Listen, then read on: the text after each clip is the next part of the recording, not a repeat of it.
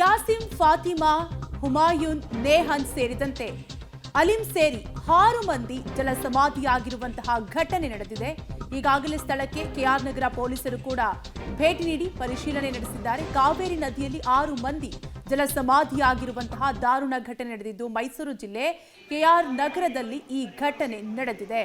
ಯಾಸಿಂ, ಫಾತಿಮಾ, ಹುಮಾಯೂನ್ ಸೇರಿದಂತೆ 6 ಮಂದಿ ದುರ್ಮರಣವಾಗಿರುವಂತಹ ದಾರುಣ ಘಟನೆ ನಡೆದಿದೆ. ಕಾವೇರಿ ನದಿಯಲ್ಲಿ ಮುಳುಗಿ 6 ಮಂದಿ ಜಲಸಮಾಧಿಯಾಗಿರುವಂತಹ ಘಟನೆ ನಡೆದಿದೆ.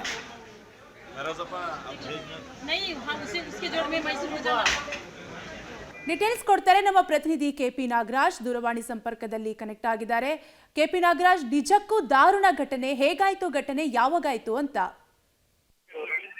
ನಿಜಕ್ಕೂ ಕೂಡ ಅತ್ಯಂತ ನೋವಿನ ವಿಚಾರ ಇದು.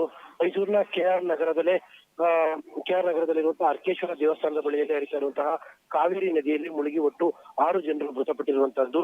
ಅರ್ಕೇಶ್ವರ ದೇವಸ್ಥಾನದ ಸಮೀಪದಲ್ಲಿರುವಂತಹ ದರ್ಗಾಕ್ಕೆ ಬಂದಿದ್ದಂತಹವರು ಒಟ್ಟು ಯಾಸಿನ್ 23 ಮತ್ತು ಫಾತಿಮಾ 30 ವರ್ಷ, ಜೊತೆಗೆ ನೇಹಾನ್ 19 ವರ್ಷ, ಅಲಿ 13 ವರ್ಷ, ಹುಮಾಯೂನ್ 7 ವರ್ಷ, ಒಟ್ಟು 6 ಜನರು ಮೃತಪಟ್ಟಿರುವಂತಹದ್ದು. ಇವರ ಫರ್ದರ್ ಡೀಟೇಲ್ಸ್ ಗಳು ಕೂಡ ಇನ್ನೂ ಲಭ್ಯವಾಗಬೇಕಾಗಿದೆ. ಇವರೆಲ್ಲರೂ ಕೂಡ ದರ್ಗಾಕ್ಕೆ ಬಂದಿದ್ರು. ದರ್ಗಾ ಮುಗಿಸ್ಕೊಂಡು ಅಲ್ಲಿಂದ ಒಂದ್ಸಲ ಬಿಸಿ ಹೆಚ್ಚಾಗಿರುವಂತಹ ಹಿನ್ನೆಲೆಯಲ್ಲಿ ಕಾವೇರಿ ನದಿಗೆ ಇಳಿದು ಈಜಾಡುವಂತಹ ಪ್ರಯತ್ನಗಳನ್ನ ಮಾಡಿದ್ದಾರೆ. ಆ ಸಂದರ್ಭದಲ್ಲಿ ಮುಳುಗಿ ಮೃತಪಟ್ಟಿರುವಂತಹದ್ದು. ಸದ್ಯಕ್ಕೆ ಎಲ್ಲಾ ಮೃತದೇಹಗಳನ್ನ ಈಗಾಗಲೇ ಹೊರತೆಗೆಯಲಾಗಿದೆ. ಮರಣೋತ್ತರ ಪರೀಕ್ಷೆಯು ಕೂಡ ನಡೀತಾ ಇದೆ. ಇನ್ನು ಕೆಲವೇ ಕ್ಷಣಗಳಲ್ಲಿ ಈ ವಿಚಾರದಲ್ಲಿ ಇನ್ನೊಂದಿಷ್ಟು ಅಪ್ಡೇಟ್ಗಳು ಸಿಗಬಹುದು.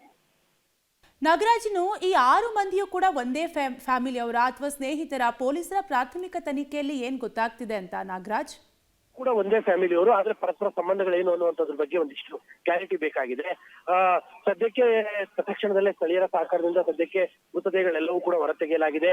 ಸದ್ಯಕ್ಕೆ ಮರಣೋತ್ತರ ಪರೀಕ್ಷೆಯು ಕೂಡ ಈಗ ಆರಂಭವಾಗಿದೆ. ಇವರೆಲ್ಲರೂ ಕೂಡ ದರ್ಗಾಕ್ಕೆ ಬಂದಿದ್ರು ಅನ್ನುವಂಥದ್ದು. ಇವರು ಮೂಲತಃ ಕೆಆರ್ ನಗರದವರ ಅಥವಾ ಬೇರೆ ಪಕ್ಕದ ಹಳ್ಳಿಯವರ ಅನ್ನುವಂಥದ್ರ ಬಗ್ಗೆನೂ ಕೂಡ ಇನ್ನೊಂದು ಕೆಲವೇ ಕ್ಷಣಗಳಲ್ಲಿ ಅದರ ಬಗ್ಗೆ ಮಾಹಿತಿಗಳು ಅಪ್ಡೇಟ್ಗಳಾಗ್ತವೆ. ಸದ್ಯಕ್ಕೆ ಇವರೆಲ್ಲರೂ ಕೂಡ ಒಂದೇ ಕುಟುಂಬದವರು ಅನ್ನುವಂತಹದ್ದು ಈಗ ಇರುವಂತಹ ಸ್ಪಷ್ಟವಾದಂತಹ ಮಾಹಿತಿ. Thank you Nagaraj, ಡೀಟೇಲ್ಸ್ಗಾಗಿ.